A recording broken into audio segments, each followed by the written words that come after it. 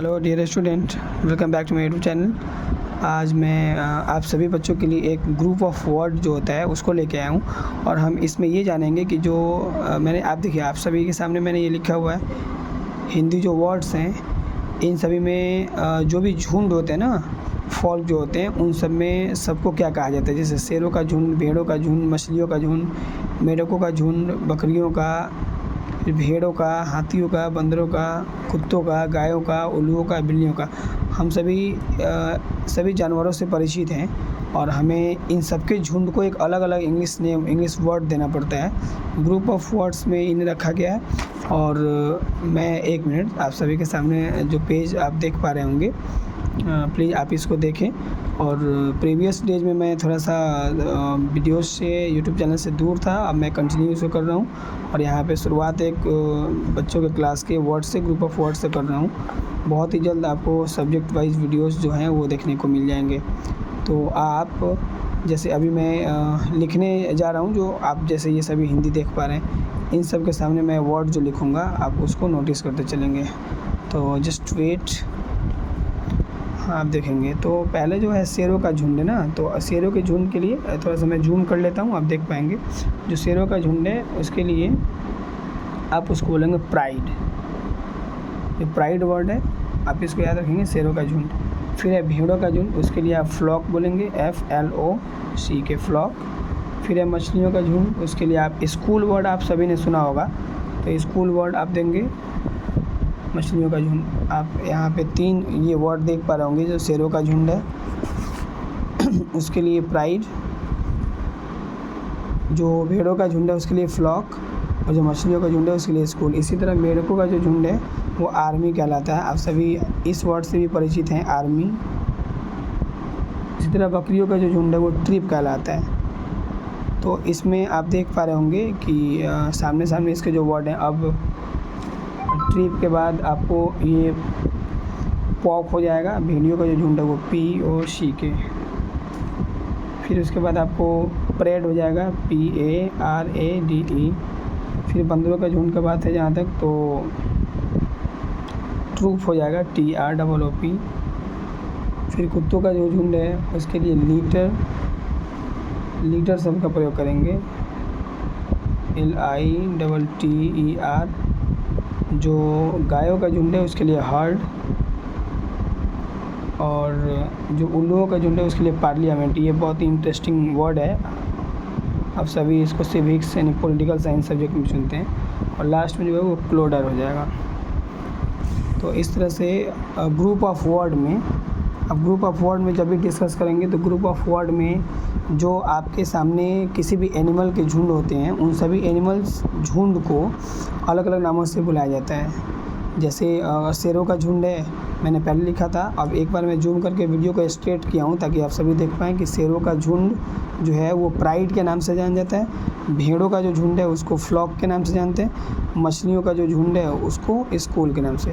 अब जैसे आप शेरों का झुंड देख रहे हैं, ये किसी भी क्लास के कहानी में डिस्कस जब होता है कि शेरों का एक झुंड था या शेर थे, तो यहाँ पे हम जब प्राइड लिखा हो कहीं भी किसी भी स्टोरी में, इंग्लिश के स्टोरी में, तो उस प्राइड को आप कह सकते हैं, समझ सकते हैं। वहाँ पे ग्रुप ऑफ लायंस नहीं लिखेगा, अगर वो सीधे प्राइड लिखा हुआ है तो प्राइड मतलब ये हमें समझ जाना है कि इस स्टोरी में शेरों के झुंड की बात हो रही है। तो ये हमारा हो गया। अब भेड़ों के झुंड की बात हो या भेड़ों के झुंड की जब स्टोरी हो तो उसमें हमें किस चीज़ को बताया जाता है, फ्लॉक को, FLOCK। जब फ्लॉक की बात हो, लगे कि हाँ फ्लॉक की बात की जा रही है चैप्टर में, तो चैप्टर में ऐसे कभी भेड़ों के बारे में कुछ अलग से स्पेशल नहीं लिखा गया, लेकिन फ्लॉक लिखा गया हो तो उन भेड़ों के झुंड के बारे में ये कहानियाँ होंगी। फिर मछलियों का झुंड जो स्कूल है, प्रॉपर हम सुनते हैं, हम जहाँ पढ़ते हैं, पढ़ाई करते हैं, ये एक एजुकेशनल इंस्टीट्यूशनल प्लेस होता है। बट स्कूल शब्द जैसे सुनेंगे इसका एक ही अर्थ नहीं होता है। मछलियों का झुंड का जो कहानी होता है, हालांकि वैसे तो फिश से संबंधित कहानियाँ बहुत सारी हैं, लेकिन ये सब का इस्तेमाल बहुत कम होता है। बट अगर एनिमल पे अगर कोई स्टोरी हो और उसमें स्कूल आ रहा है तो हम ये समझ लेंगे कि ये मछलियों के झुंड के बारे में कहानी है। फिर आता है मेढकों का झुंड, तो ये आर्मी वैसे ग्रुप में रहते हैं और आर्मी यूनाइटेड रहते हैं। आर्मी जल पे भी रहते हैं, थल पे भी रहते हैं, एयर में भी रहते हैं।